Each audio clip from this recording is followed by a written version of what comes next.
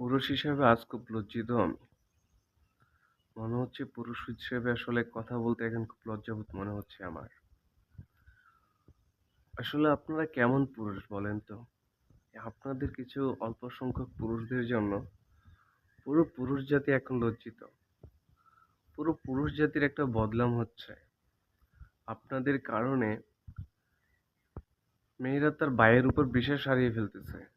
মেয়েরা তার বাবার উপর বিশ্বাস হারিয়ে ফেলতেছে, তার নানা বলেন, দাদা বলেন, যেকোনো আত্মীয়ের উপর। পুরুষ বলতেই তাদের বিশ্বাস হারিয়ে ফেলতেছে। একজন মেয়ে তার বাবাকে পর্যন্ত এখন বিশ্বাস করতে খুব কষ্ট হবে।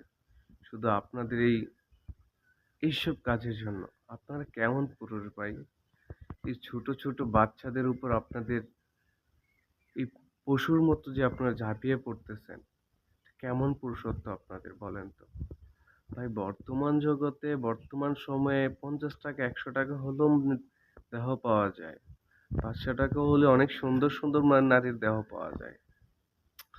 এত কিছু থাকতে আসলে আপনারা এই ছোট, ছোট বাচ্চাদের উপর যেভাবে ঝাঁপিয়ে পড়তেছেন, এই যে দর্শন করতেছেন, আপনাদের কি লজ্জা করে না? এটা কেমন পুরুষত্ব আপনাদের? একবারও কি মনে হয় না যে সে আপনার মেয়ের বয়সী, আপনার নাতির বয়সী, আপনার যেকোনো একজন আত্মীয়র বয়সী হতেই পারে। এতটুকু একটা ছোট বাচ্চাদের উপর আপনি যেভাবে ঝাঁপিয়ে পড়তেছেন, আচ্ছা বলেন তো আপনার মাকে দেখে, আপনার বোনকে দেখে, আপনার ভাবিকে দেখে, তাদেরকে দেখে আপনি কিভাবে কন্ট্রোল করেন নিজেকে? আমার খুব মানে মানে জানতে ইচ্ছে করে যে আপনারা কিভাবে এটা কন্ট্রোল করেন আপনার মাকে দেখে।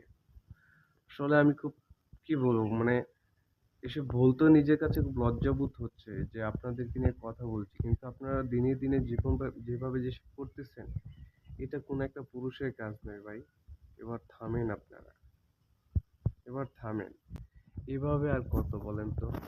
আপনাদের জন্য যে আমাদের সবার যে একটা বদনাম হচ্ছে, পুরো পুরুষ জাতির যে একটা বদনাম হচ্ছে, এটা কি আপনারা বুঝতে পারতেছেন না? কেন করেন? এই ছোট, ছোট নিষ্পাপ বাচ্চাদের উপর আপনাদের এত কিসের এত যৌবনের এত আকাঙ্ক্ষা বলেন তো? এটা কেমন পুরুষত্ব আপনাদের? কি একটা দেশে বাস করি, ধর্ষণকারী মারা যায়। মানে ধর্ষণ যাকে করছে সে মারা গেছে অলরেডি। কিন্তু এখনো ধর্ষণকারীর কোনো বিচার হচ্ছে না। তাকে শুধু পুলিশ ধরে নিয়ে গেছে। তারপর কি হচ্ছে? কেউ জানে না। কি একটা আজব দেশে বাস করি। ও আল্লাহ! রহমত করো। আল্লাহ তুমি হেদায়েত দাও। আমি চাই যে মানুষগুলো দর্শন করে প্রত্যেকটা মানুষের উপর গজব পড়ুক, আল্লাহর গজব পড়ুক। ঠিক আছে? গজব পড়ুক। কিভাবে পারেন আপনারা ভাই এসব করতে? এসব বলতে এখন খুব কষ্ট হচ্ছে।